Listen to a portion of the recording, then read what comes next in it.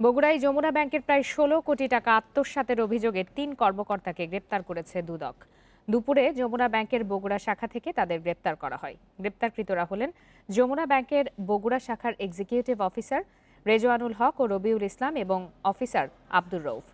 দুদকের তথ্য মতে বিভিন্ন সময় জাল ডকুমেন্ট ব্যবহার করে পে অর্ডার, পারফরমেন্স জামানত, টেন্ডার সিকিউরিটির কমিশন, সরকারের ভ্যাট, স্টাম্প চার্জ সহ বিভিন্ন অর্থ ব্যাংকে জমা না দিয়ে নিজেরাই ১৫,৮৫,৪৩,০০০ টাকা আত্মসাৎ করেন। বিভিন্ন তথ্য প্রমাণের পর আজ দুপুরে যমুনা ব্যাংকের বগুড়া শাখা থেকে তাদের গ্রেপ্তার করে আদালতে সোপর্দ করে দুদক। একই অভিযোগে একই শাখার ব্যবস্থাপক এভিপি সওগাত আরমান এরই মধ্যে কারাগারে আছেন।